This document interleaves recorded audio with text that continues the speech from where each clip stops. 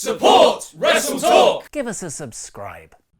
Jade Cargill will not be going on an everlasting undefeated streak in WWE because just a few months into her proper main roster run, she's already notched one in the loser column. The big ol' loser. Jade Cargill with 2 L's, the second L is for loser. I was quoting Camp Rock. I felt like that would be something that would appeal to you. Oh, honey, I'm 34. Come on, everyone watched Camp Rock. No, they didn't. They absolutely did. Let us know in the comments if you watched Camp Rock. Anywho, I'm Tempest, and that's the truth, Dan Layton. It's High School Musical, but Yeah, I didn't watch that either. That's insane. I was old. I don't believe that. At that point, I'm out of high school. Well, not quite. That's but I'm ridiculous. too old to be like about it all. No, you're not. We watched that at Terry's place like last week. Still enjoyed it. Holds up. Anywho, we're here to talk about not High School Musical and Camp Rock. Although We're we here could, because we to be honest with could. you, there's not loads to talk about from the weekend. No, but that in itself is something to talk about because our little weekend wrestling review wrap-up, WWRW, is about SmackDown and Collision, and we will be getting to Collision shortly, but first we have SmackDown to discuss, because as the thumbnail and title would assume, we will not, in fact, be getting the Jade Cargill Bianca Belair match in the SmackDown final of the Queen of the Ring tournament, because if I can't get Gunther versus Ilya Dragunov on TV, you can't have this either, apparently. That's fair. Yeah, I'm cross about this in two ways. Well, maybe three. I'm cross about how we didn't get the match that I wanted, but I suppose in a tournament that can happen. Sometimes your favorite doesn't go to the final, whatever. That's why I'm not getting on here and crying foul about Ilya Dragunov not making it, even though he should have. But yeah. Regardless, okay, your favorite didn't win. I'm willing to, because I know that at some point we will get Jade and Bianca. Yeah. It's not like they're never going to do the match or No. anything like that. So I'm willing to put that bit of it more off to the side. But everything else having to do with it it's more this how, week was a bit rough. How it went down. That's my Yes. problem. It's because I'll walk through basically Take us what had through gone this. down. We had the opening match was Bianca and Tiffany, which we'll get to when we do the full show rundown. But through the show, we had some various sort of bits and bobs. There was a moment where Jade is backstage with Byron Saxton putting over Nia and says, but you're in my way to becoming Queen of the Ring. Bianca comes over. They have a little chat about the prospect of them fighting each other next week. And Jade's like, we'll cross that bridge when we come to it. How about? Kind of thing. And then we have Nia backstage as well at one point who says Jade is really impressive. She is this, she is that. One thing she is not is going to be Queen of the Ring because I will be. She makes her entrance and she's the one who gets the sort of follow shot. And it went a bit awry. I think they got caught in a curtain or something, which was maybe a harbinger of what was about to happen during the match. Because Kevin Dunn was right. Cut the camera, quick. The camera's dead ass. I was very into the early going of this match. It's just unfortunate the early going is really all we got of this match because what happened is that they sort of standing facing off at it against each other. Nia sort of takes control to start off with. She sends Jade to the outside and then almost ragdolls her towards the barricade where Jade's daughter happens to be sat. Jade and her daughter sort of have a little bit. Jade's like, it's okay, don't worry about it, it's going to be fine. But Nia, pounds her from behind. And, it didn't. Anyway, Nia sort of throws Jade away and gets in her daughter's face and just says, your mom sucks. And I thought that was... Then her daughter's like, no, she doesn't suck. And that's classic kind of heel stuff.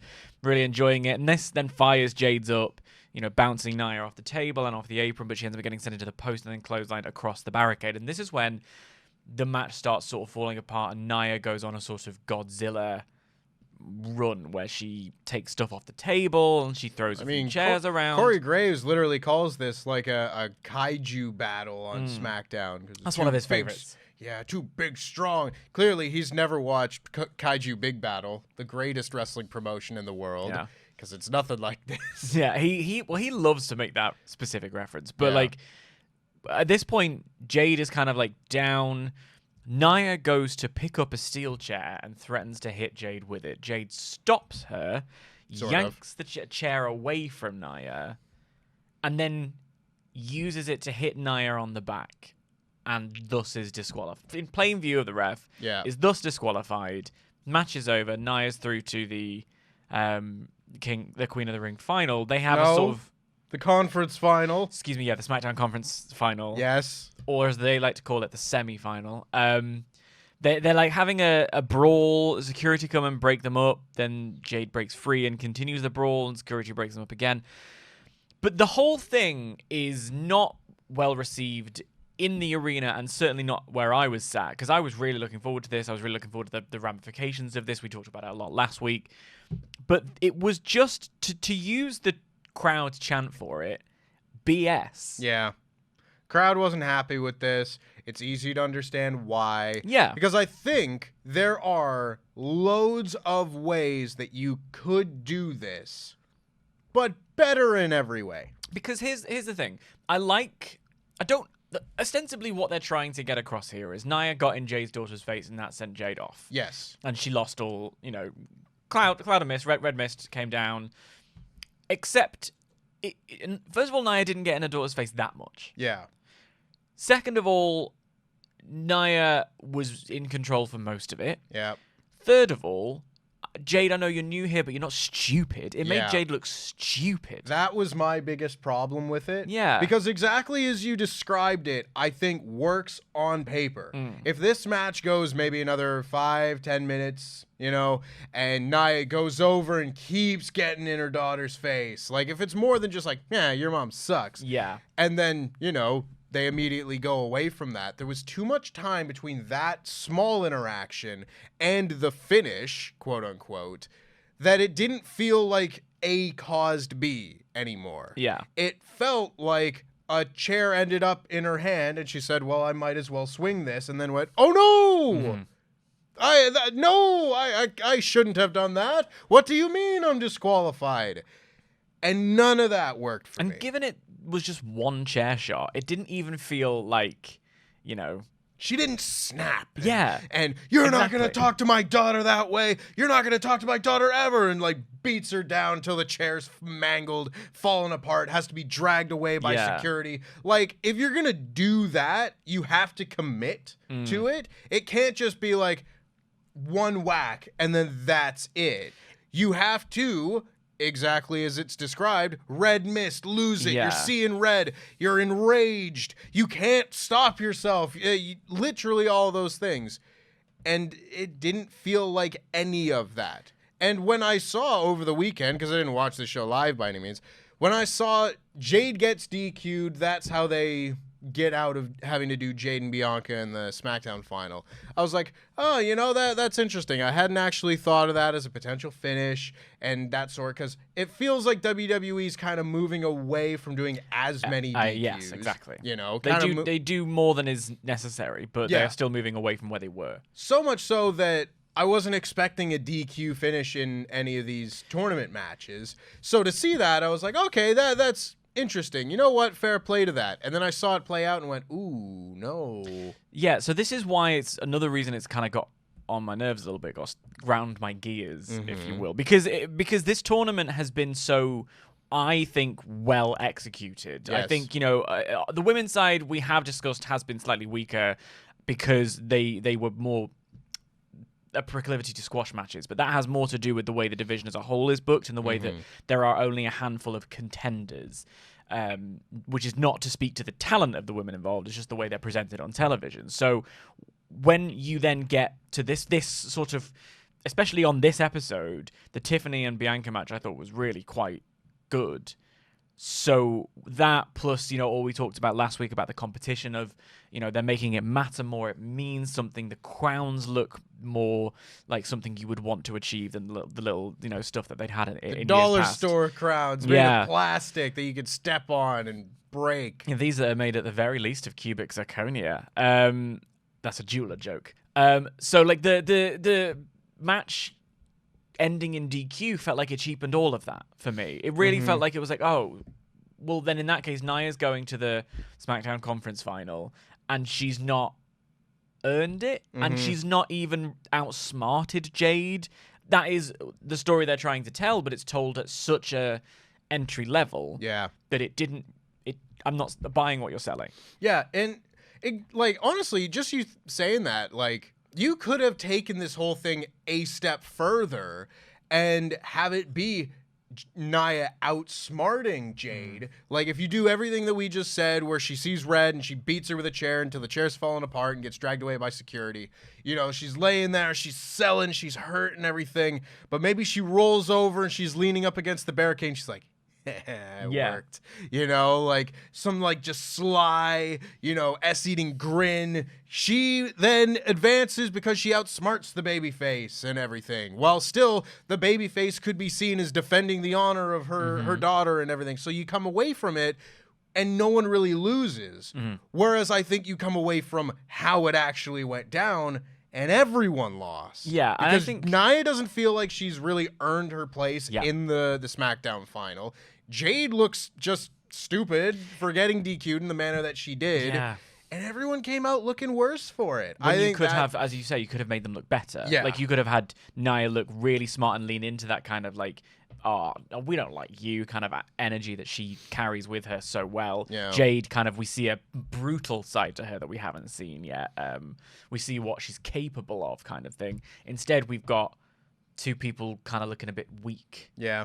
Off the back of this, one of whom is going in the final, the other of whom is supposed to be a generational, you know, genetic freak kind of talent. Yeah, this is a big thumbs down from me. Yeah, I just thought, and it kind of speaks to the wider issue I have with WWE at the moment, which is that a lot of the time they are almost there. Yeah. There's a lot of stuff where it's like, this idea is really strong, go there. Push this, explore, pull at this thread, see what this is going to mean. They're so close on a number of angles and have been for several months, but they never quite stick the landing. And I find it immensely frustrating. I completely agree. And we did the Raw podcast 2 weeks ago where we preemptively called it the greatest King of the Ring tournament there's ever been, with the hope that that same energy from that first episode of Raw with Dragunov versus Ricochet and Gunther versus Sheamus would kind of carry through the weeks that we've had since. And I'm not saying that there have been like, you know, it's been loaded with bad matches and everything. What a step down and such. But I don't think it has kept that level throughout. And again, that's fair and that's fine. But you then go back and you look at what happens with this match in particular, and I do think that is a large argument against the positive qualities of this tournament. And that's disappointing, you know, especially when, again, I think you could have just done this and committed and it would have been good. And I suppose that there's something to be said in, like, you know, you're booking. We always say it's like, what, 8 hours of television a week? That's not even including your main events and your superstars and all the speed and all the rest of it. Like, so you're going to drop the ball every now and again. I don't think that much thought is being put into speed. Well, sure.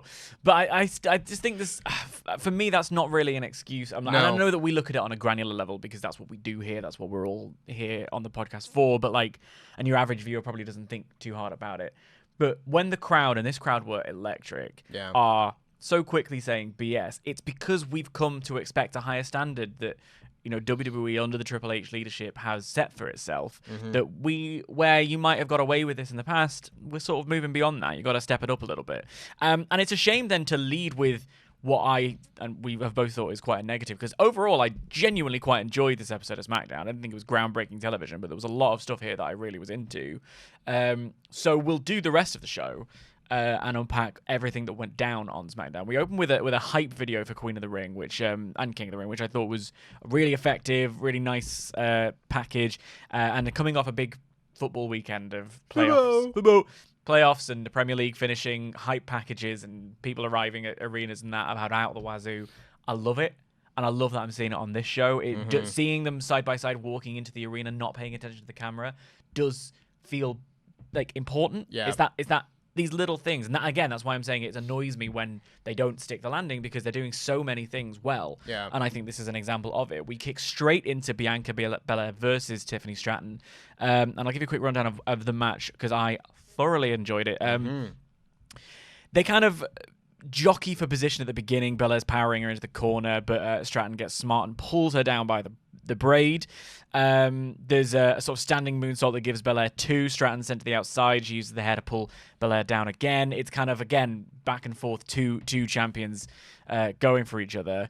Tiffany Stratton grabs an Indian deathlock and stayed on. They're selling the bad knee. It's the bad knee of Bianca Belair that has been the story since SummerSlam, really, if you think about it. Specifically in this tournament, it was set up in the match she had with Candice, such that it was.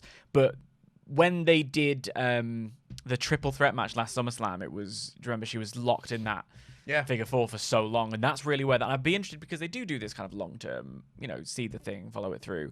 I'd be interested if they do play with it's been bothering her for a length of time, and given she's now pregnant with quintuplets, according to Montez Ford's Twitter, maybe this is how they write her up. Every TV. every time it gets mentioned, another baby gets added. Yeah. To the womb. But yeah, it was just a really interesting match between two up and comers. This is what I was talking about when I talk about the it felt like competition, because Tiffany goes for her prettiest moonsault ever. Bianca just manages to summon the strength to be able to get underneath her and do the KOD, a KOD that hadn't worked or had been wriggled out of earlier on in the match. There were a couple of miscommunications here and there, but even so, some of those miscommunications felt like they were scrapping for an opening rather than just botching entirely. And Bianca gets the win with the KOD. I really enjoyed the match, and I enjoyed the fact that it did finish clean. And again, it didn't make Tiffany look weak. Yeah. Because it was a competitive match in a tournament, right? So that, but more. Kathy comes in to ask about how the knee is, and Bianca says that she didn't become the EST by making excuses. And I loved the overall opening of the show. It's very sports-based. I like it. And it goes all the way back to like the packages of them walking into the building and that sort. It makes them feel like stars, which is what we were saying last week, with just like the subtle changes in how the backstage interviews happen, where it feels like they're going and finding the wrestlers as opposed to the wrestlers coming to them, and that sort. That's another big part of it, because you see it in, you see it in football, you see it in all sorts of North American sports. You see it in the NBA. It was tennis. Sure. Like a Roland Garros, they finish their match and they go and have a chat on the court. Yeah. Yeah. All parts of this felt sports-based, and that, to me, works. And it works the best because it's in the tournament format, and therefore is just kind of more sports-based than it would be otherwise. But it's exactly as you said. You can lose a match like this and it not be damaging, particularly if you are losing to like a really big established star, which we kind of saw throughout this show. We had... spoilers, but Randy Orton beats Carmelo Hayes in the main event, and I felt very similarly watching that I did watching this, where these are two young stars that their time isn't right now, but hey, it's a test for them to go up against a Randy Orton, a Bianca Belair. And even if they don't beat them, the next time they do wrestle them, they'll be able to show a video package of the match they had previously and said, look, this is where she learns this, and this about Bianca's game, and she's going to use that because she's so talented, and next time she's going to come back better, and maybe she beats Bianca the next time. And this is how you start telling stories. People always say that, like, tournament matches and everything don't tell stories other than just who wins, but the many, many, many different matches can help set up stories for the future as well. And so I liked a lot of this. This my worked. Thing with storytelling in wrestling in general, and the idea that it's like not, just put on the matches and just enjoy the matches because they're there, because there are stories within those matches, and there are stories that come as a result of those matches, and wrestling ultimately is a storytelling medium. And I also the whole wins and losses don't matter extravaganza is a conversation that is never unpacked properly, I don't think. But here is an example of wins and losses mattering within the sentence. You didn't suffer as a result of this loss. She looked strong in defeat. It's a very nuanced thing. If it's handled properly. It not being unpacked properly is a very good way of putting it, because you have the people that come at the wins and losses don't matter thing in a very obtuse way a lot of the time, where you'll just be like, well, so look at this person who lost this match. It didn't matter because they went on. They still had a career. See, look, it doesn't matter that Asuka lost to Charlotte at WrestleMania. She won the women's title later. It all worked out for her. It's a very obtuse way of looking at it. when really wins and losses mattering doesn't just mean that, you know, if you win, you do better than the person who lost. That's it at a very base level. But wins and losses mattering mean that losing that match mattered to you. That it was significant to lose that match for you. That can fuel you to do better later. That can fuel your character and make you want revenge against the person that beat you. It's a narrative that's being told in which a character succeeding and another character failing matter. And that's the bit that I think gets lost in a lot of that kind of conversation. But at every level of storytelling, you see that one character succeeding and another failing, that exists throughout every story that's ever been told. Yeah. You know? Yeah. So even in your face, road dog. Even in like not scripted sports, like, you know, our team, we lost, you know, we've had a rough, Man United have had a rough season. We've still got a final against Man City for the FA Cup, and we could get into Europe as a result of it. Underdog let's story. go for it. Yeah. Man United as the underdogs. Wow. That's actually hurts. Anyway, let's move back on. We're backstage. Logan Paul is heading into Nick Aldis's office where LA Knight is leaving it. And as a result, they kind of have a little stare down with each other, which is quite nice, but also funny that we're setting up a match for far in the future. I mean, we spent so much time thinking that was going to be the WrestleMania match. Yeah. You know, that Hey, now, maybe like, 41. yeah. And now Maybe we SummerSlam. see this is being set up now. It's like, oh, yeah, I guess Yeah. we could still do that. Well, and, it was like, going have to be that the summer. SummerSlam match because they had a face Yeah. down at the SmackDown in London. Yeah. So, like, you know, we've been waiting for it a good long while. Then we have a Bloodline recap, and Tama Tonga is making some noises. Yeah, those noises. They make him sound like a villain sidekick in a Disney movie. So strange. Very odd. And I you know what? In a way, it is a bit like, oh, he's a bit mental. I don't want to Yeah, go I anywhere near wouldn't him. want to walk by that Yeah, guy do you know what I mean? backstage. You know, It was sure. odd. But I know I'm going to clip that and use it as a bit sometime. You know, I moments ago mentioned that LA Knight and Logan Paul had a little stare down. Yes. We'll put a pin in that because here's LA Knight's newest feud. He's having a chat with my future ex-wife, Kathy Kelly. And Carmelo comes over, Carmelo Hayes, and says, here's your chance to sort of welcome me to SmackDown because I was the first draft pick. And he's sort of doing some arrogance that is going to be his through-line story for the whole show, which I thought was very effective. But LA Knight says, a lot of people say that LA Knight, remind them of Tom Brady, but nobody knows the first draft pick in Tom Brady's year. And I thought, Tempest, we could play a little game. Oh, I don't know, Dan. Who That was the so first draft long pick in ago. Tom Brady's year? Do you know what year Tom Brady was drafted? It was like 99. It was not. It was 2000. But who was Courtney? Oh, no, I'll just give you the answer. Who was the first draft pick in the year of our Lord 2000? I don't have a clue. I thought you'd know the answer. I was really going to be impressed. It was Courtney Brown, who was drafted to the Cleveland Browns and is widely considered to be a bit of a bust as the first draft pick. I mean, he went to the Browns, so therefore he must be. There you go. And do you know what number Tom Brady was in fact drafted that year? It was like was he the 99th pick? He was the 199th pick. Damn it. Can't believe it. I'm 0 over points for Tempest on that. I knew little game. 99 was in it. You had to know I was going to play the game. We're going to play Yeah. games on the Weekend Update from now on. Anyway, LA Knight says that Mello is making a mistake looking past Randy Orton, and Mello says the biggest letters won't be RKO, they'll be HIM. LA puts him in his place. It's a fun little back and forth between these two. Yep. I prefer seeing backstage interactions like this between these two guys who I imagine both have pretty bright futures ahead of them on SmackDown and WWE as a whole than I did 2 years ago when it was Baron Corbin and Cameron Grimes doing it, and I was like, both of you are going nowhere, so it felt like a waste of time. At least this, I'm like, this will probably be a match at pick a random pay-per-view between now and the fall, you know, whether that's if they set something up and they do a little deal at Clash of the Castle, that'd be fun. If they're just both in Money in the Bank and they got some stuff going on there, that'd be fun. I'm all for it. You know, I love Carmelo Hayes. I think he's the guy. He is him. So anything more to put him in a position to shine and give him more talking time on TV is a thumbs up from me. We get, then it is the, is this a quarterfinal? Yes, it's a quarterfinal. It's LA Knight versus Tama Tonga. No, it's the conference semifinal. Oh, going to kill you. There are massive "We Want Roman" chants throughout this match, which is just going to show that this is working. Big fan of this. This crowd, were fantastic, I thought, all night. The match itself is sort of pretty standard. There are some moves that happen.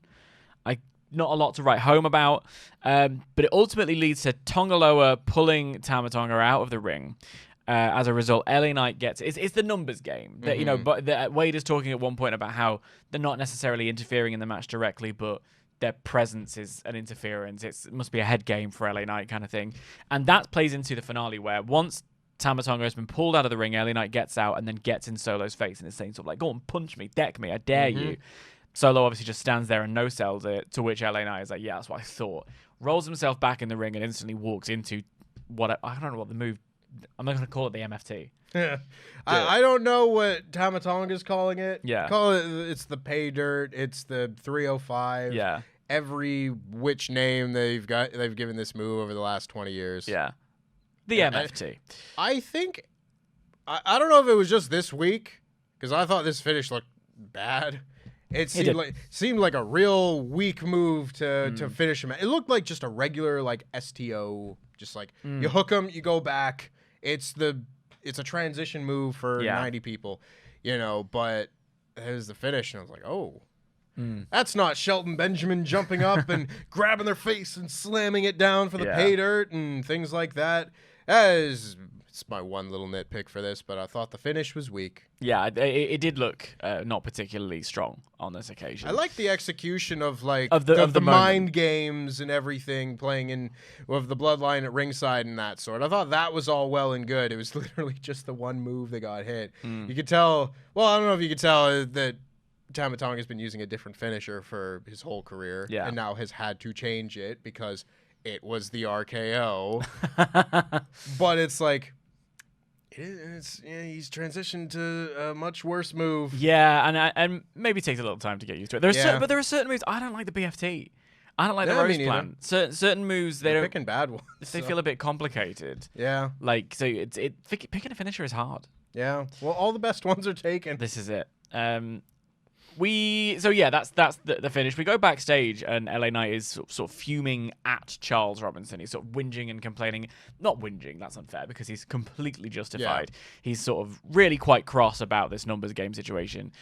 And then across him walks Carmelo Hayes, who sort of gloats in his face a bit, and Knight kind of loses it at that, and I think absolutely fairly. They really start having a go at each other, and this is where it's pretty clear this is going to be a little program going forward.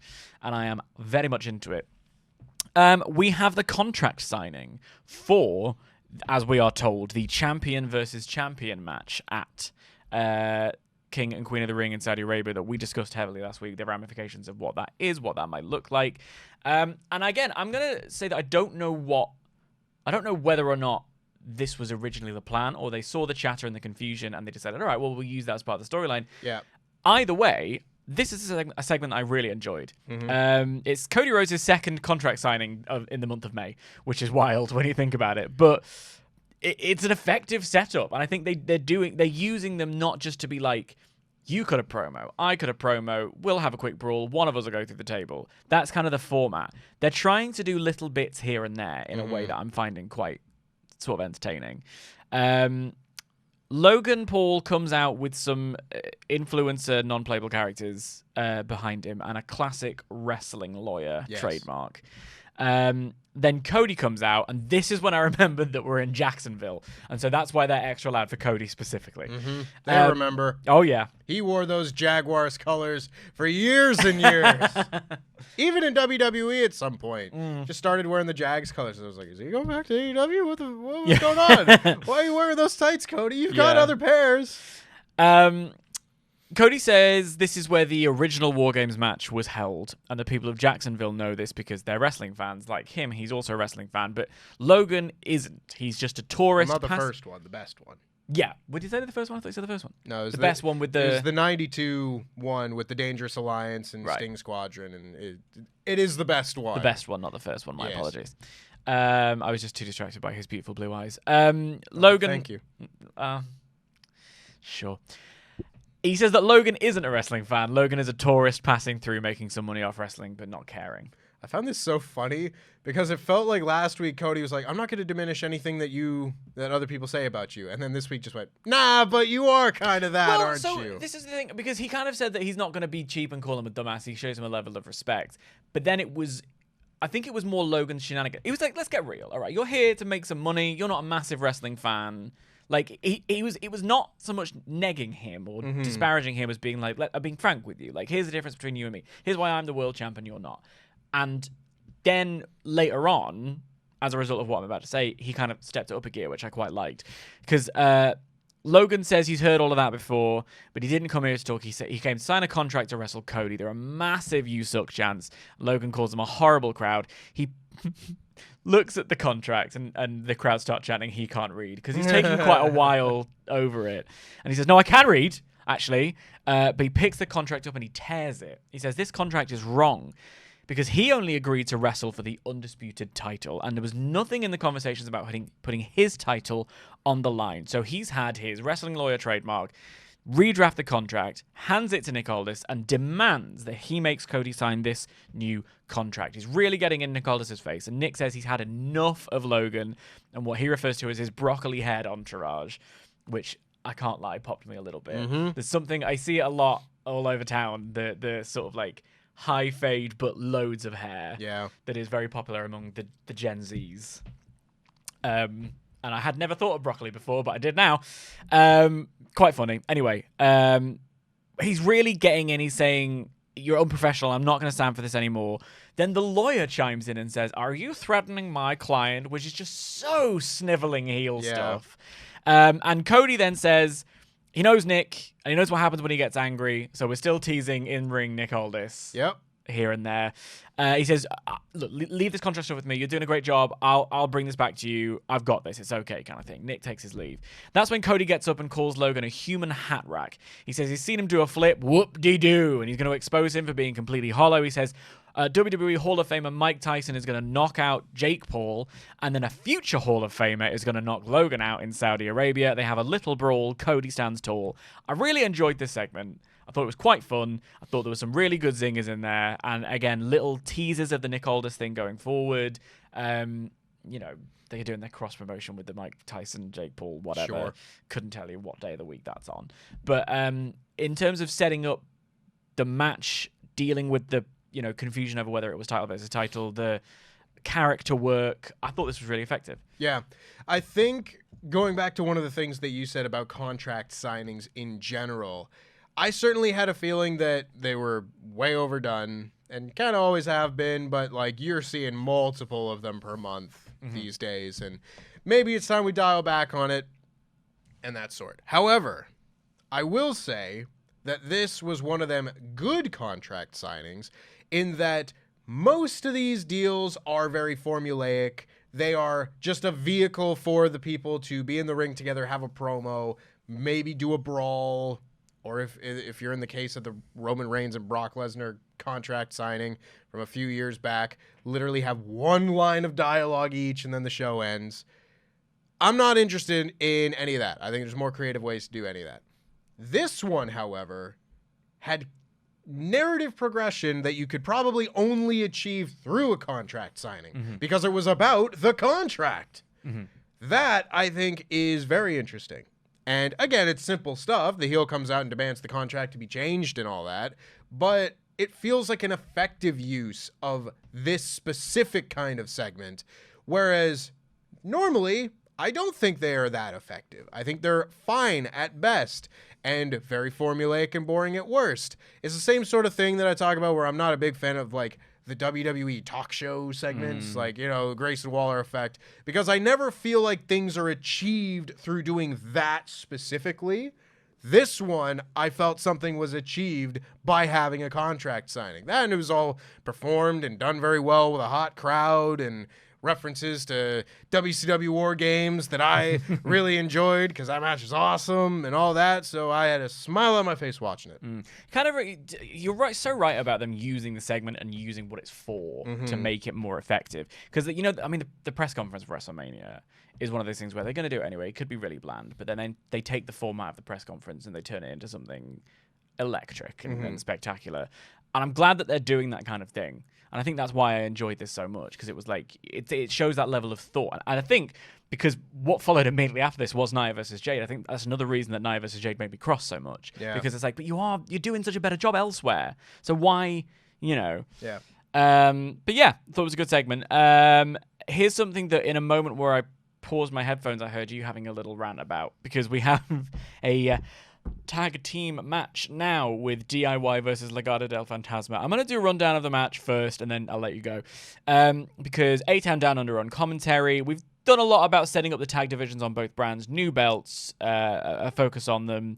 It's mega high-paced. I really enjoyed the short, truncated wrestling as such that it was. In the end, Johnny Gargano gets control. Santos distracts the ref while he's on the top rope, so Electra can interfere. The ref sends them to the back.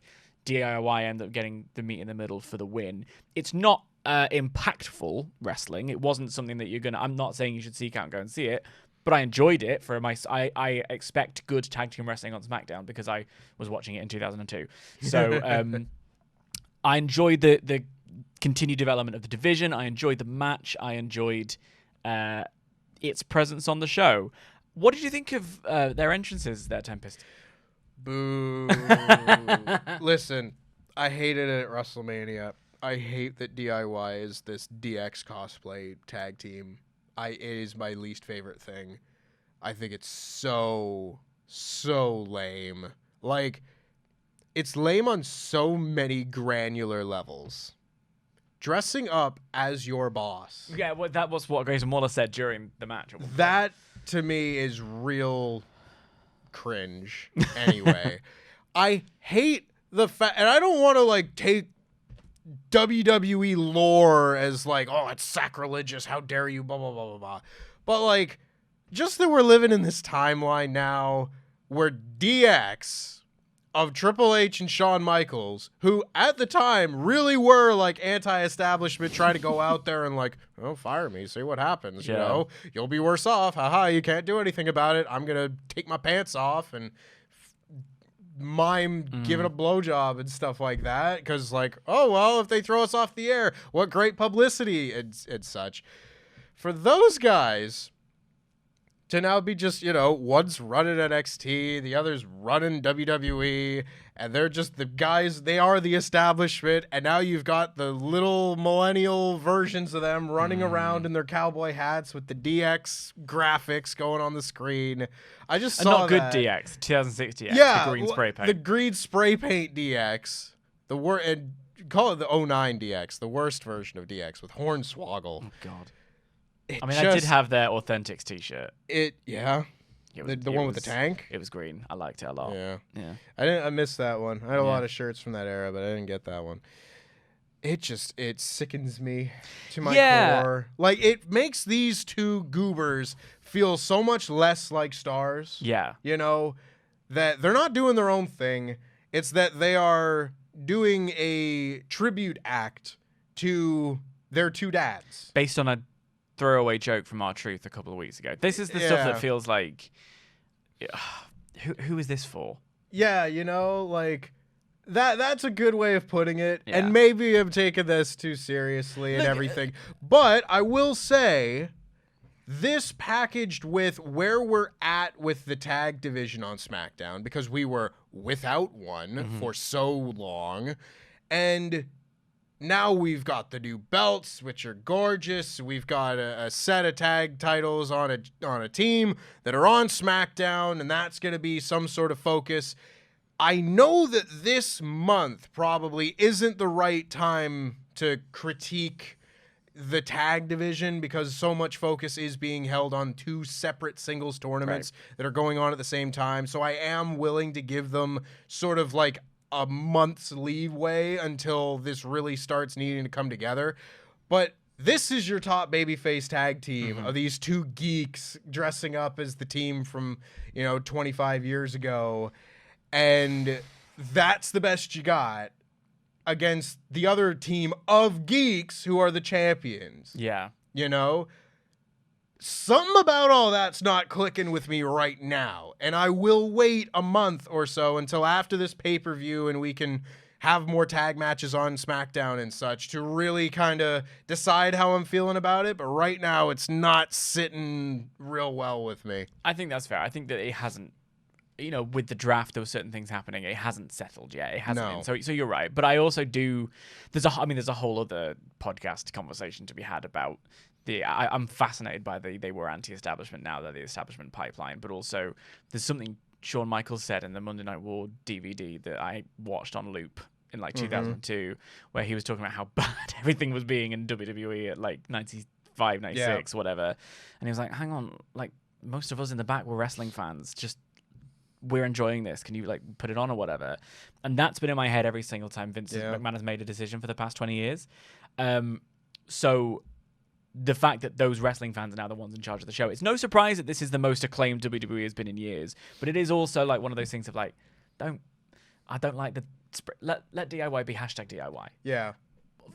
Maybe remove the hashtag though, because it doesn't make any sense, because that's not what hashtags are for. But nonetheless, anyway, yes, let's come back to, let's put pin in the tag team conversation and come back to it sort of in 2 weeks' time. Now there was a QR code during the show. During that tag team match, Corey acknowledged it and apologized it directly to Len. There was a mention of it on Raw on the commentary, but Corey was looking down. Len's apologizing for the technical glitches they've been experiencing. They've all noticed it. Barrett says he can't get any answers backstage. They show a clip from the Twitch stream that one of the QR codes sent to, and Corey sort of mentions the last time all of these QR codes. It was a sort of weird moment kind of thing. So we're very explicit. I feel like we're in the end game of this now, and the debut's on the way. Did you see the clip from last week's Raw during Drew McIntyre's entrance? Because I did not see this until yesterday. Drew McIntyre's making his entrance. He's in the ring. They do a wide shot of the crowd. And at some point, just in the corner, standing in the middle of the crowd, the light goes past. Uncle Howdy's just standing there. Oh, wow.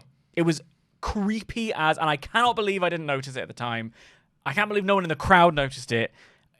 I just thought it was a really effective little moment, and this is probably my only time to bring it up until such a debut happens. So props to you for that. It was neat. It's like a horror movie type thing. Yeah, he's just not moving. He's just sort of standing there, and the light goes over him, and then he's gone. It's like Sinister, where you don't realize that the monster's like in every single one of the pictures until it's explained to you. I like when it slips under your subconscious, and it actually does. Which is like the kind of like live action version of the QR code thing. So I thought that was effective. Yeah, it's cool. We had AJ Styles backstage with Byron Saxton, and AJ is feeling a bit despondent. He says, he lost his championship match. He lost the King of the Ring match. He doesn't know where he's going to go from here. So next week he's going to go to Nick Aldis' office, and I suppose they'll see where they go from there.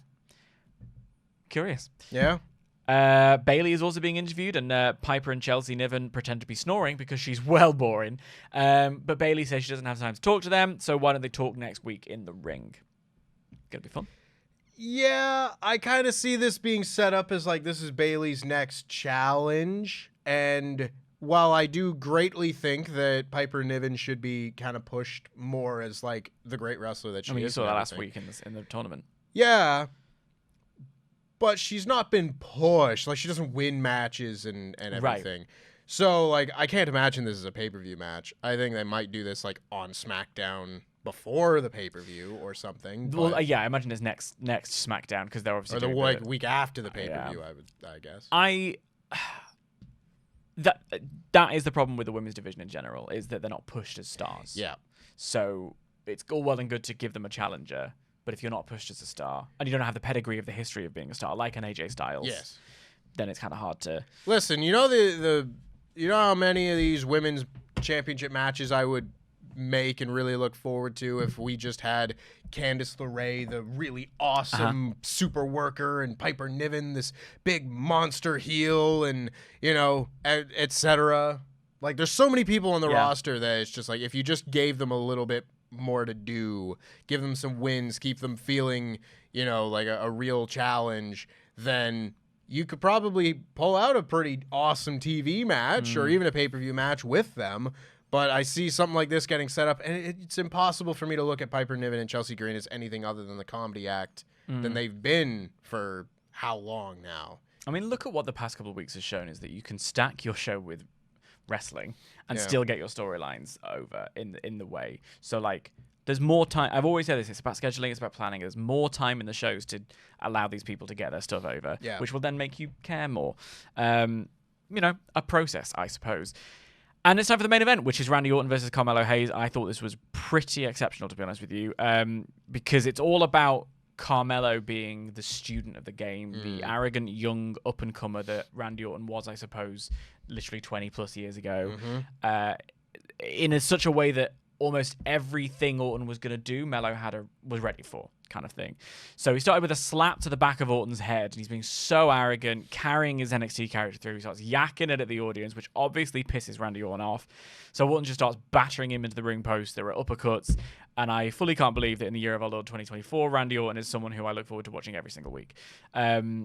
He goes to do his backdrop onto the table, but Melo rakes his eyes. So that's that kind of thing. But then he starts being arrogant again. And this is that whole thing of like the youth to have studied the game, but not the experience enough to be in control of yourself is what they're really going for there.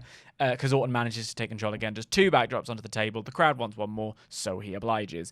We come back. Melo has control, and there's a smattering of whoop that trick chants, which I just liked because it shows again that people care about everything. This is what NXT is supposed to do.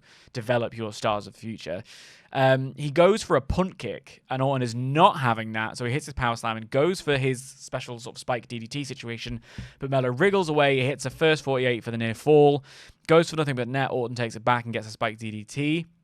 Signals for the RKO, which Melo is able to reverse. Tries to keep working on the knee. Goes for a springboard, but gets hit by that RKO out of nowhere, which put a massive smile on my face, even to this day. And Randy Orton gets the 3. There's a little closing section where the Bloodline come out, and Orton takes the mic and starts reminding everyone who he is. And we have the SmackDown conference final of Melo and... not Tama Tonga and Randy Orton in the final. But I thought the match was really good. Yeah, I thought it was a really good main event. Like Randy Orton back-to-back weeks, just able to go out there and, put on a really solid main event match. And that, I think, is one of the main things that SmackDown was kind of missing for a really long time is you just didn't really have anybody to fill that top spot. Like, you'd have various guys who would be capable of doing that, but they wouldn't be put in the position to do that. AJ Styles wasn't really pushed as a main event guy until he came back for the Royal Rumble 4-way earlier this year. And then even still, it's kind of been up and down. It was more about him and LA Knight, and that was kind of a separate thing and such. But Randy Orton, since he's been back, has just kind of been that, like, just injection of life into this main event scene. That's it. Where you can have main event wrestlers that aren't involved with the title. That, to me, is a really big seal of approval on a roster like this, when you can have top stars who are top stars, not guys you want to be top stars, not guys trying to break through, like established top stars who are still able to be the focus of the show, but also invested in something else. It makes it so when Roman Reigns takes time off, the show isn't just empty. Right. And there's nothing else going on. Yeah. Because that's what SmackDown's been for so long. But now Randy Orton's back, and he's doing the stuff with the Bloodline. He's not involved with Cody Rhodes and his world title picture. And it just makes the show feel a bit more alive, because one week Randy Orton can be the main event. The next week Cody Rhodes and whatever he's doing can be the main event. You can alternate and keep the show feeling fresh.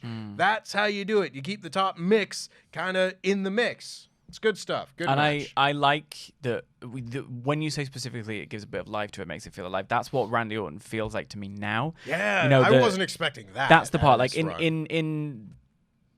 Randy Orton, right? He's a legend. Like it's I don't want to make it seem like I'm disrespecting Randy Orton, but it is one of those things where he was at the top for so long in such a dreary period of WWE that his music and his presence never like excited me as much. Then his work with RK Bro was quite fun. I liked all of that stuff. And then just by missing him for so long, coming back, he feels like he's got this renewed energy, this renewed appreciation for the ability to do this. He also looks like fit.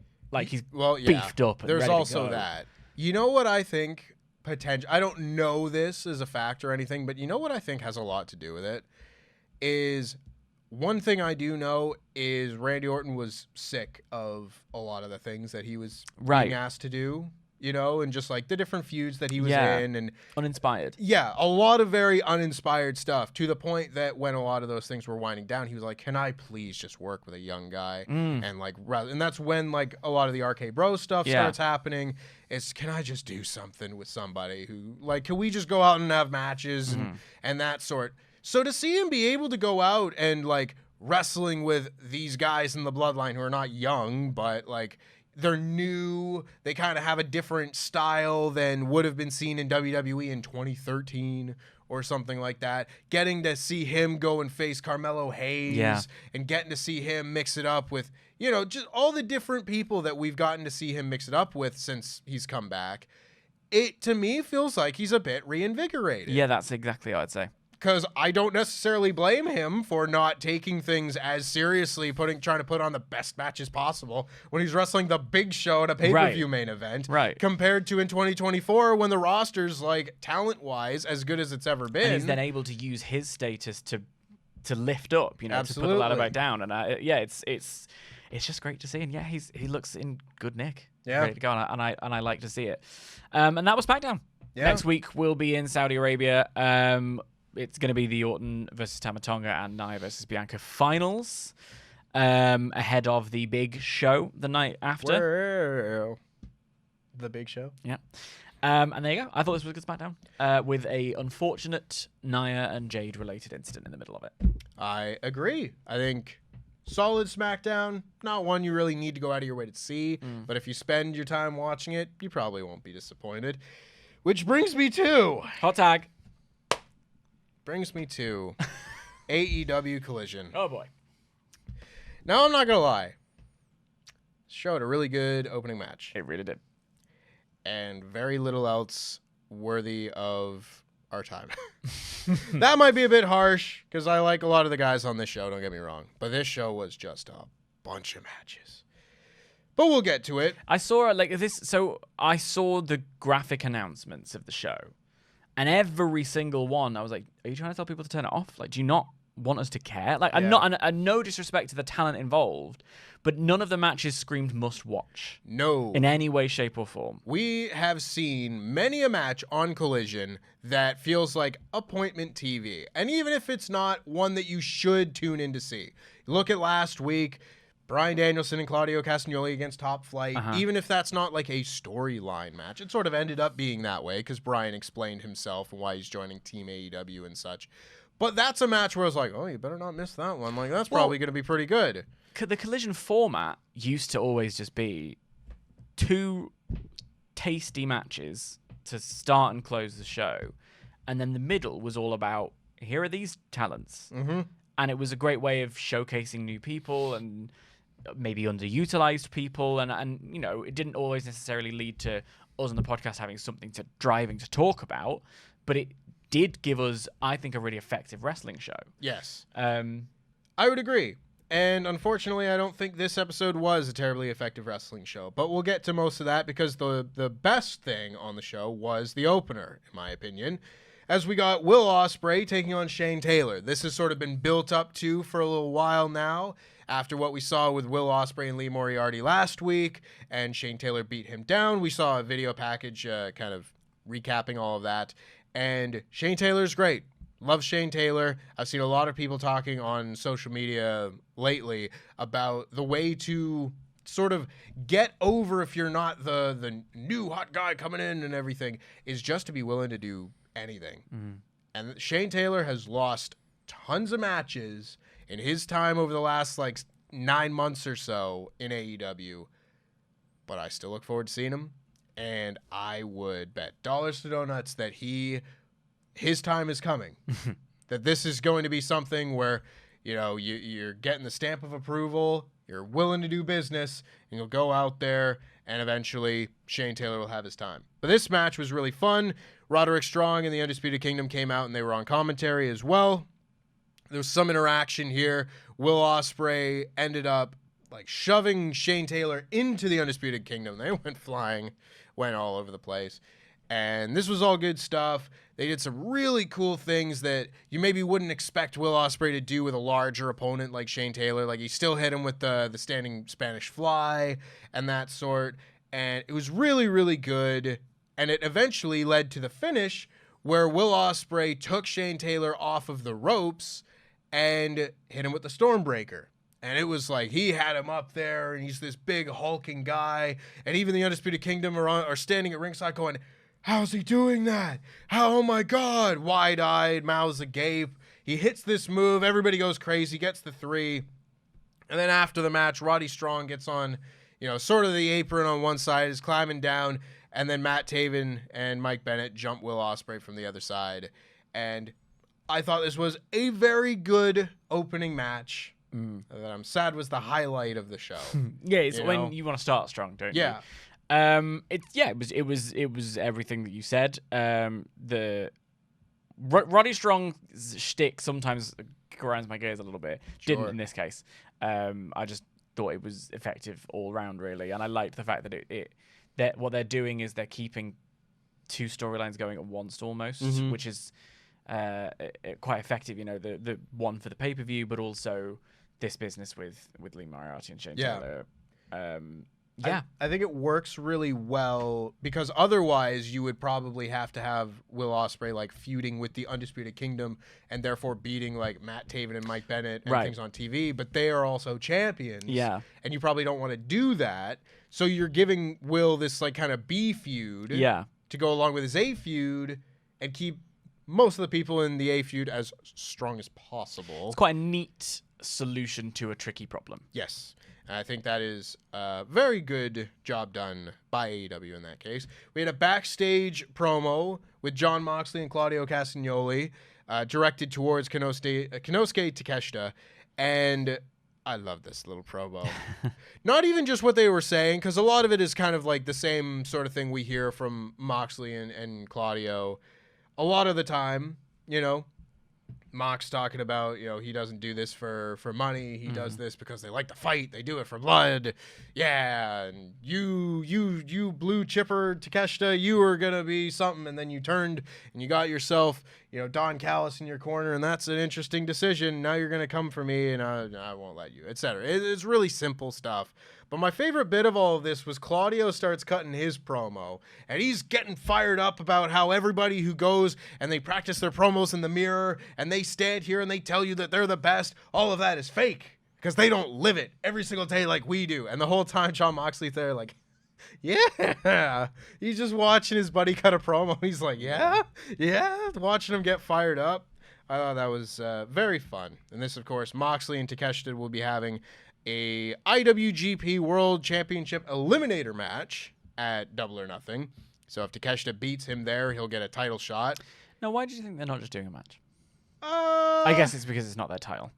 Yeah, pretty much. So it's a way of doing the title feud without having to. People keep complaining that Jon Moxley's the IWGP champion and shouldn't be defending that title in this other promotion and such. So maybe this is just okay, fine. It's a number 1 contenders type match. You're still going to get this awesome match with your champion and everything. I don't see any problem with Jon Moxley defending this title in places, personally. Well, certainly not if they have a working relationship where you would expect New Japan to have. In theory, the kayfabe committee or whatever is the International Wrestling Grand Prix. But you would think, right? If they've got this working partnership, then you would assume that they'd be sort of greenlighting it. That Tony Khan would say, "Okay, I'd like to do this match," and they say, "Yep, all right." Because at the end of the day, it's not if Tony Khan were to then go, "Oh, I want Takeshita to win the title." Yeah, then maybe they go, "Hang on, we don't have that." That's not your belt. WCW changing the junior title on Nitro without telling anybody type stuff. Right. Yeah. Whereas I don't think that with there, so it is one of those things where it's there's a little too precious for me in some of that critique. Yeah. Yeah. I agree, and I'm as big a New Japan fan as you'll find anywhere. I lost my mind when Mox won that title. Yeah. Because I think it's exactly what the belt needs, personally. Regardless, we go backstage, and Callis is talking about Orange Cassidy and such. It's more of the same. He's putting his will they, won't they stuff. It's fine. They won't. We know that. But they're taking their time getting there, which I imagine will culminate at the pay-per-view next week. Then we got the first of these next set of matches, and they all led into each other one after one another, and they became, I think, like kind of increasingly, or I guess decreasingly interesting the longer they went on. Because you've got these 3 matches, which are all like qualifying matches to get into a 3-way match to earn a shot at Chris Jericho and the FTW title. Now, I will tell you right now, I do not care. I do not care about the FTW title at all. I do not care. Even people say like, oh, Chris Jericho's done it again. He's reinvented himself. I don't care. I'm not interested. His matches at this point are usually bad. You know, people are chanting, please retire at him. And I get that he's going along with it and turning into content. But it's not a bad suggestion as well, is my point. So I fall on the side of, I mean, I like, and this promo with Big Bill, I actually thought was effective. Like, I think he's delivering it, performing it very well. And I think, and yet hearing him say like Jericho Vortex and stuff, I'm like, it's like you've not fully grasped what that is, and like you know, or maybe no, that's a bit insulting. He's intelligent enough, I'm sure, to know. Well, I don't know. There are certain choices of things that suggest otherwise, but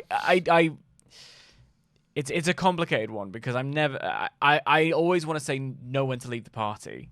Yeah, you know? like, and yet he clearly feels he has something to offer, but it kind of, so it lines up with the conversation that we're having about Randy Orton, the other side, working with the younger talent. And Jericho always sort of said part of the reason he did AEW in the first place was to use his Chris Jericho dumb to go into AEW and, you know, provide a platform to help others. I don't believe that. But that's the issue, isn't it? I think he's full of it. Right. Completely. Yeah. Look at how many of the guys in the inner circle are doing better now than they were. Well, that's what the Jericho Vortex is, yes. isn't it? Well, it's that, and it's also the fact that all these goddamn feuds last 6 months. Right.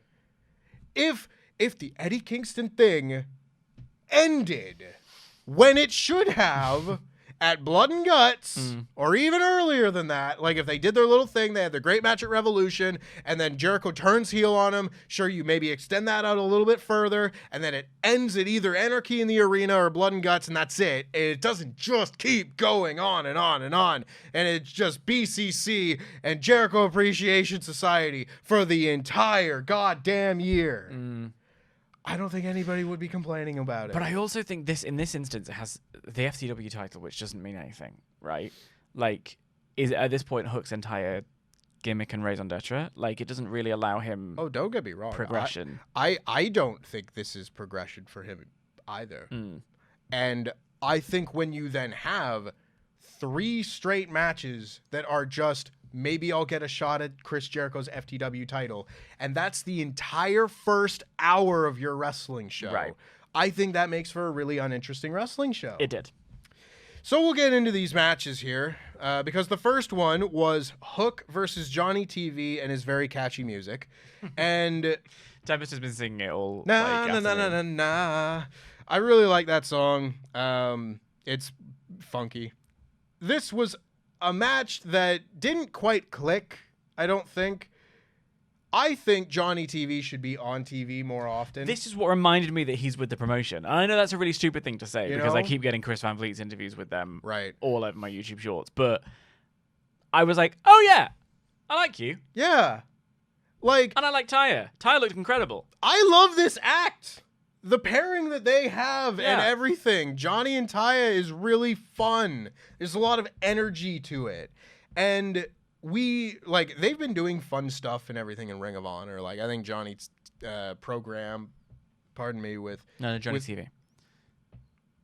Can you imagine if his name was Johnny? Johnny Honor. Johnny Ring. Johnny Honor. Johnny Elite. Johnny Elite. You know? Yeah, why isn't Johnny Elite? I don't know. Maybe because they want to have him in both at the same time. Yeah, so, like, switching his name back and forth would maybe be confusing. Yeah. I don't know. I think everybody's in on the bit. But, like, I like what he did with Dalton Castle and ROH and such. But he's really good. He's a good wrestler. And I don't think he should be relegated to just every once in a while having a match on Rampage. And, being fodder for whichever mid-card champion. Like, I don't think his ceiling is like ludicrously high. Don't get me wrong. You know, he's an older guy now in terms of the age of the roster, but he's still really good. Yeah, and he has a great look. Great look. Great characterization. He's especially with Taya. recognizable. They've got their YouTube show, so there's extra. Yeah. So when he goes out there and he's having a match with Hook, like, it was a split crowd because some people in this crowd was in Portland, and they like Johnny probably because they know him. You know, he's recognizable. Everybody knows John Morrison or Mundo or X amount of names. Everybody knows him. But at the same time, Hook is the one who's going to win all of this. And I think everybody knows that because it's the only direction any of this is going is another match with him and Jericho. They just kind of like wrestled around and it wasn't really that sharp. And eventually Hook just locks in the red rum and then that's it. And it wasn't a very long match either. So it kind of felt like, well, the really young kid that doesn't beat an awful lot of people. Like he beats Chris Jericho and such. But, you know, we've still not seen Hook go out there and, like, beat a main eventer or anything like that. Like, he's beaten Johnny CV in, like, 5 or so minutes, and it was just kind of like, not super productive. But he then has a walk to the back, and as he's coming out, Katsuyori Shibata comes by, they do a fist bump, and he goes down for his match to try and qualify for it. And he wrestles Rocky Romero, and on a New Japan undercard, maybe this works, but I don't ever really hear Rocky Romero getting the reactions on these shows, which is a shame because I love Rocky Romero. He's a great wrestler, does a lot for the business in terms of making all of these very stubborn people work together. He does a lot, but Shibata needs somebody who can kind of bring a bit of the fire from an American crowd that's maybe not going to super duper get behind him, you know? Because I don't think as many people watching AEW are as familiar with the story of Shibata as, you know, maybe you would be in New Japan or with the more hardcore audience on a pay-per-view or some such.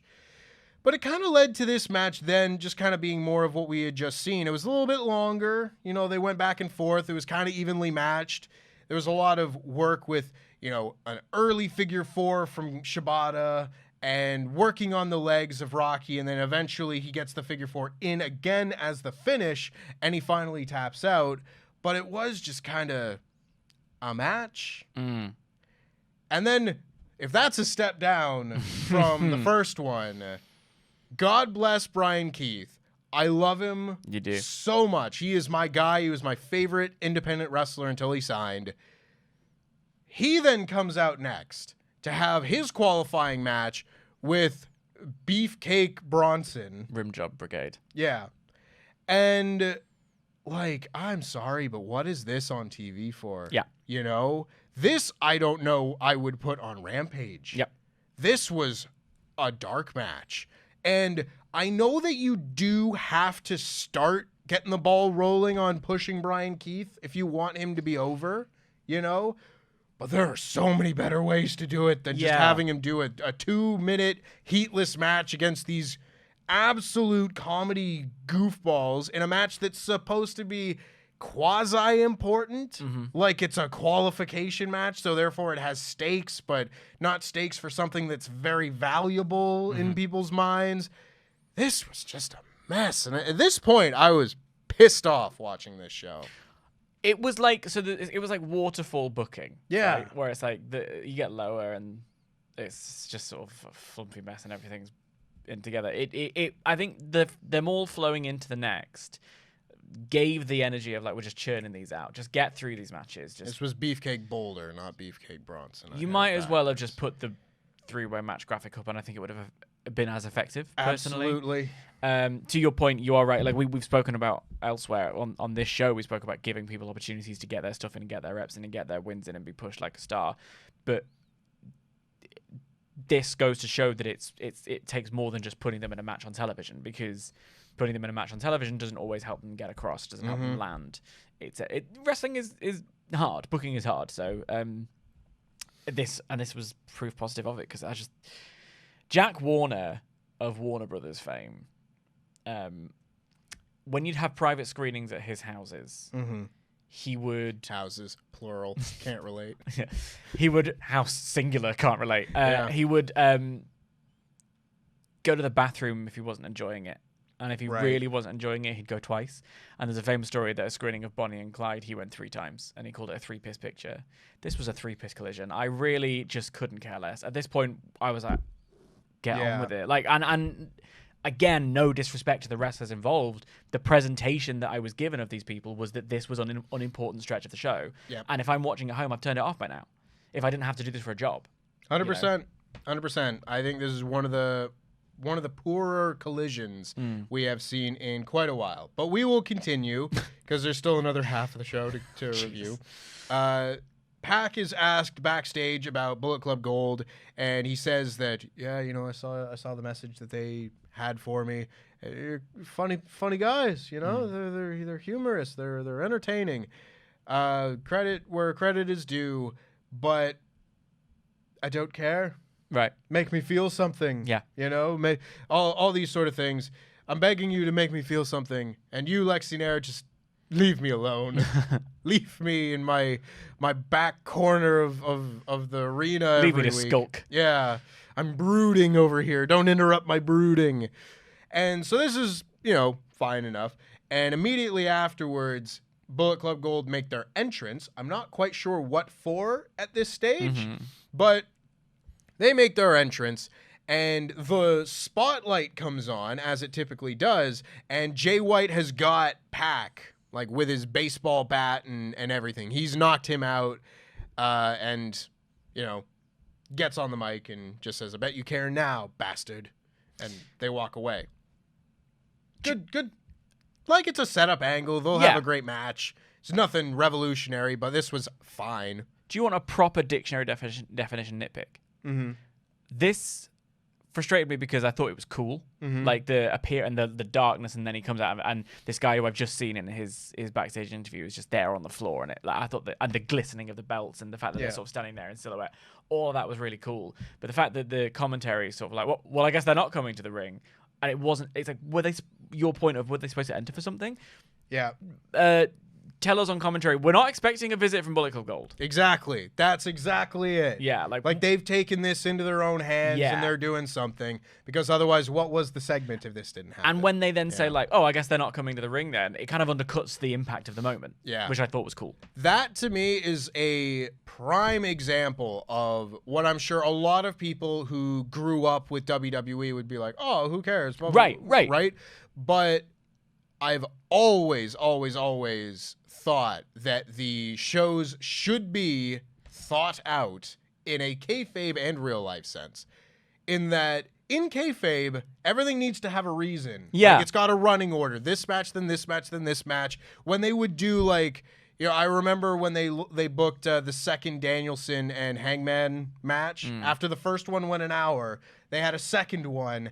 And then when they had a finish, and it happened, 15, 20 minutes earlier than an hour, they said, all right, guys, and we had a standby match ready here just in case they didn't go the full hour. Here's another match that we had ready and booked and prepared for you. They did that in C2. Yeah. I really, really appreciate that. It was one of those, again, little touches that made it seem like the interior cohesion of this, the logic. Yeah. JR used to do it in the golden olden days, where he was talking about, like, he would be like, oh, I remember Raven debuted. He's like, hang on, I don't think Raven's on our roster. It was something about, like, this guy has popped up and he's just going into business for himself. Or, like, this isn't part of our schedule, ladies and gentlemen. Like, it's not. Yeah. Again, it sounds like a nitpick, but it is these little details that turn something into a great angle. Yeah. Again, it's the minus ones, plus ones. Yeah. All these shows have them. But yes, and then we had our women's match for the show, which was Serena Deeb versus Anna Jay. And this was an interesting match in that Serena Deeb is very good, and I think Anna Jay has learned a lot, still has a ways to go. There were some bit more clunky bits than others.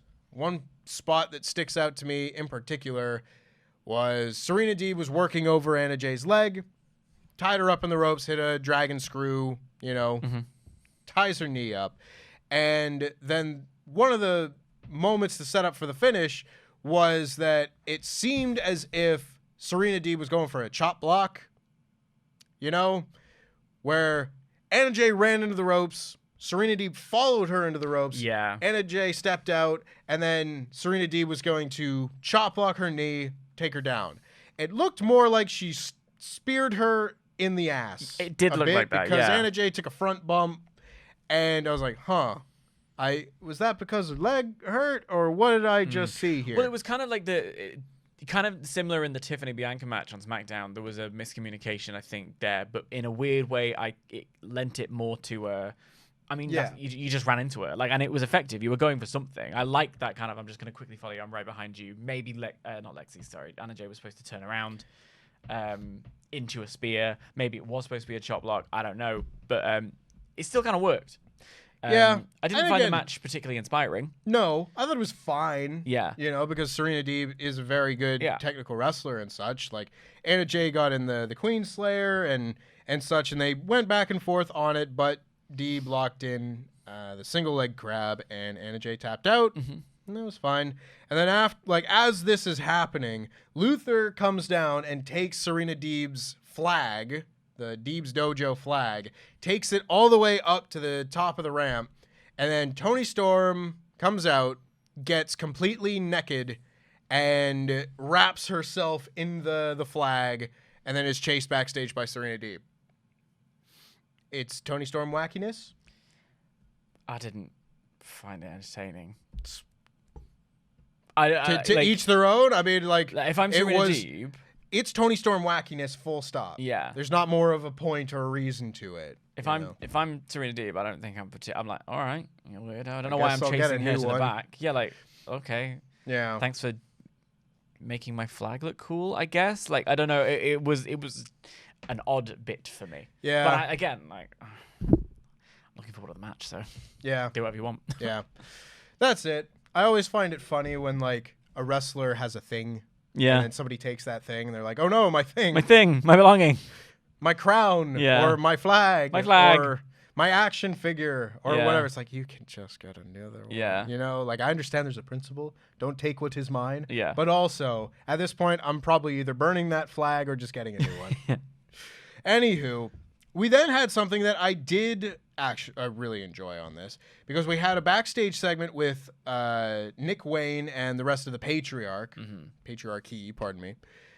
And they're talking about how next week on Dynamite, Nick Wayne's going to face Swerve Strickland. Can't wait for that match. Anytime you get any sort of the Seattle contingent wrestling each other, if it's Danielson, if it's Darby, if it's Swerve, if it's Brody, if it's Nick Wayne, any of those guys together have really good chemistry together. It's that Northwest thing. I look forward to it. And of course, you have the storyline beats from a year ago, which they bring up in this backstage segment, where Nick Wayne says, you took me under your wing after that, and I've learned so much. I'm ready to show Swerve that you don't do that to me, but I'm going to go and have my match, but I can do it myself. I've learned so much, I can do it myself. I want you to stay back here. I'm like, okay. He goes down to have a match with Jack Cartwheel. He's a very talented indie wrestler. I've seen a lot of him. I commentated one of his matches. He's really good. He's very talented. He's one of those indie wrestlers where, how people say, it's all about flips and such. I feel like they're talking about him, There are a few people, but it all comes with being young, and you learn more and such, and it's fine. But this match starts right off with Nick Wayne just driving a boot into Jack Cartwheel, boots him down. Cartwheel starts to get a bit more of an advantage for a very brief period, sends Nick Wayne to the outside, and then hits this flipping handspring kick into the ropes. Then sets up for a Sasuke special, and just thud lands flat belly on the floor, doing a moonsault over the ring. Holy God. Yeah, I mean, I felt this in my hip. A second ago, you said, it's because you're young and you learn. This is one way to learn. Yeah. Maybe rein the flips in, because ow. Yeah, I just saw that and I went, God forbid you hurt your hips doing that. Yeah, jeepers. knees or whatever, you might be able to like repair them. Yeah, nobody needs knees. No, but if your hips get misaligned, you're done for. Anyway, they get back in the ring, and Nick Wayne just like takes him out, hits Wayne's World, chooses not to go for the pin. No party time. No, excellent. Not excellent. Picks him up halfway and hits the house call, swerves kick, and pins Jack Cartwheel. I thought this was really, really good, and I think Nick Wayne needs new music. Yes, I absolutely agree. That's so funny because I had the same thought. I just didn't want to bring it up because otherwise I whinge about music all the time. I really liked the match. Again, I have a sort of slight beef that the world champion doesn't feel very important on these shows, but it's not necessarily for lack of trying on the part of the patriarchy, and specifically Nick Wayne in this segment, which I thought was really good. Yeah, I agree. We then had freshly squeezed Orange Cassidy versus Private Party's Isiah Cassidy. They spell and do not pronounce their names differently. This ended up being a very good match, but this was also like the next step in this run of like, why are these matches happening? Right. They just got booked. You know, it didn't have a storyline purpose within the match. And it might just really sound like I'm ragging on this episode of Collision, but it was really winding me up at this point because they ended up doing some stuff with it, because Trent Beretta comes down the stairs and stands in the crowd for a large portion of this match. And they actually went like really long. I wouldn't be surprised if this was Isiah Cassidy's longest singles match ever, you know, and they gave each other lots of stuff. And at one point, Isiah was making it seem as if he was going to pile drive Orange Cassidy on the steps like Trent had done, saying to Trent, "You're going to pay me the big bucks after this. I'm going to do them for you." And then he gets backdrop off, and that's good. And Orange is having back and forth with Trent kind of throughout, and will get cut off. Orange tries to get back in the ring, but Isiah hits him with his springboard stunner deal on the ropes, which, again, good stuff. Eventually, Orange Cassidy was able to hit the beach break for the win, and this is after trading, swantons and loads of different moves. Good stuff. A good match. If it was on a better show, I maybe wouldn't care so much. And then afterwards, they go right to Trent, who's still at ringside, still over the barricade, and they're interviewing him and be like, "Oh, what are you thinking after having just seen this match?" And he said, "Oh, look at this guy. I'm so much better than he cheated. He cheated to beat me. He took the turnbuckle pad off. He's so arrogant. He's so self-absorbed. He's a cheat. He's a narcissist." And then Orange has enough and he attacks him. And they fight and they get pulled apart. It's kind of more of the same that we've seen from this. Yeah. They're going to have their match at Double or Nothing. That's swell. Yeah. I am assuming this is where the Don Callis thing is going to culminate one way or the other. I'm sure we kind of know which way this is going. And I say that. Things can always change. But Trent Beretta, I don't think, will be long for solo actdom. Yes, I agree. I think he gets paired up with all of them. Any other thoughts? Not really. I mean, I've not got my matches wrong. This is the one with that weird ref segment, right? Yes, it is. Yeah. Well, I didn't know that was in. Sorry to the people who hate this, but in football, if the ref gets in the way of the ball, he sort of like stopped the match a little bit. The ref assisted Orange Cassidy here in no small part. Yeah. Got on my nerves. Did he assist Orange Cassidy? No, he assisted Isiah Cassidy. No, he didn't. Well, he did. He had the silly string. No, because the Isiah Cassidy bounced off the ref into Orange Cassidy, and then he hit a move. All right, fair enough. Either way, I didn't like that. I will have it be known. Maybe I watched it wrong, but I did watch it twice. One time, an NHL referee accidentally got in the way of the puck. Right. And then instead of just like going like blowing the play dead and be like, let's just reset or whatever, he then kicked it to the player that it was going to, and everyone went, what, you can't do that. That is scandal of the highest form. And yeah, it was properly like, you, even at that point, you stop the thing and just like, I am sorry, I temporarily lost my mind. Unreal. Let's just reset. Yeah. But it was a thing for a week. So refs do get in the way sometimes. Sometimes they do. Sometimes. Yeah, I just continue to. I'm so sorry to be down on the show. I just didn't care. Hey, I wasn't high on this show either. Yeah. I don't think this was their strongest collision by any means. And it brings us to the main event, which was Bryan Danielson and FTR versus Lance Archer and The Righteous. And it was another match. Yeah, so you know what? I'm done with this I fight for AEW thing. I'm just done with it. Because shout out to one of our colleagues in the sphere over at What Culture, whose article I read about. It's been, I'm going to fight for AEW for like 5 years, but like, who's the threat? Who's the threat? It feels like an echo chamber. It feels like shouting. So basically, I got like 3 promos, and then the entire match, Tony Schiavone's telling me how much Bryan Danielson and then that fight on behalf of. But is Bryan Danielson with the BCC? Were they the NWO? Who's the NWO? Is the lead the NWO? Like what are we doing here? Like I don't know. And so it's then hard for me to like buy into. It's a bit navel gazy, and it part of that is the Tony Khan big babyface return moment that is impending somewhere. You don't know that. You don't know that, but I do know that. Like it's just odd. I just don't like that storyline. I wish it was more just about you guys have been dickheads. Do you know what I mean? And I get the whole to be an AEW fan is to be constantly under attack thing. They've had a rough year. There is a section of the online fan base that is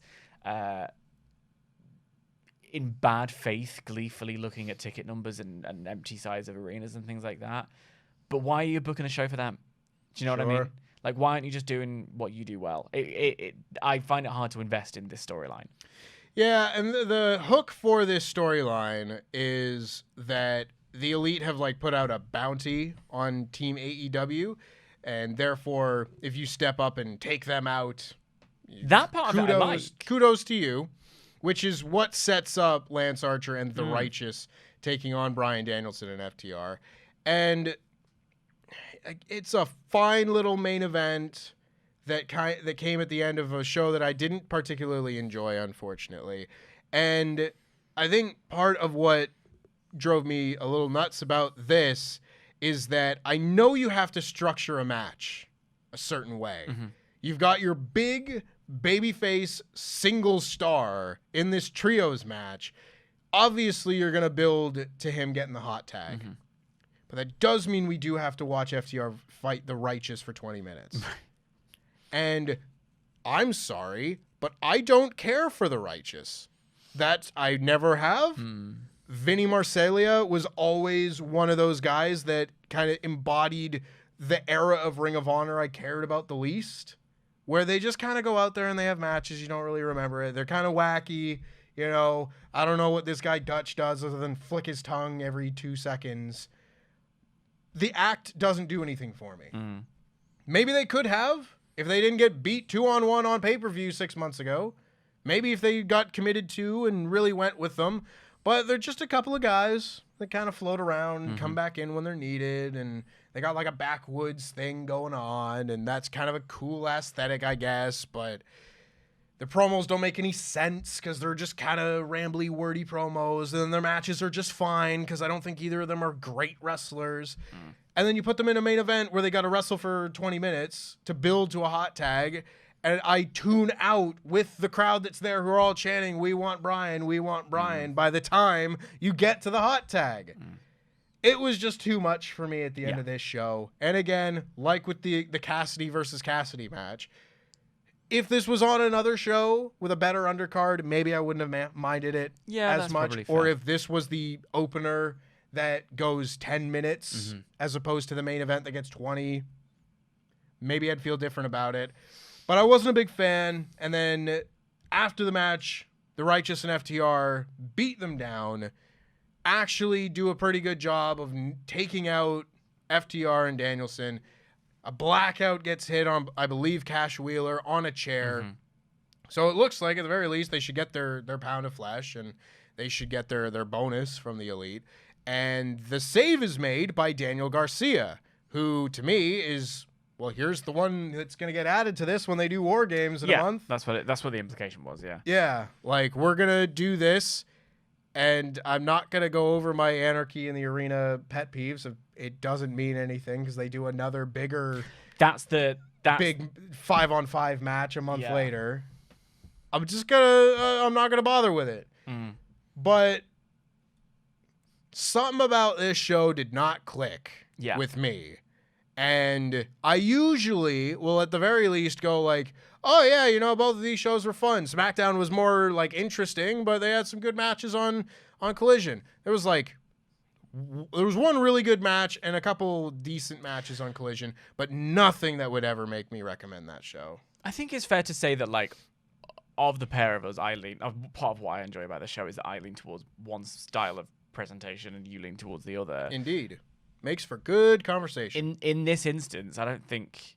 I always get... Your enthusiasm is often infectious, so I'm always well into talking about Collision. In this instance, it just didn't deliver in any way. No. And it was frustrating because I've come to expect a certain level from...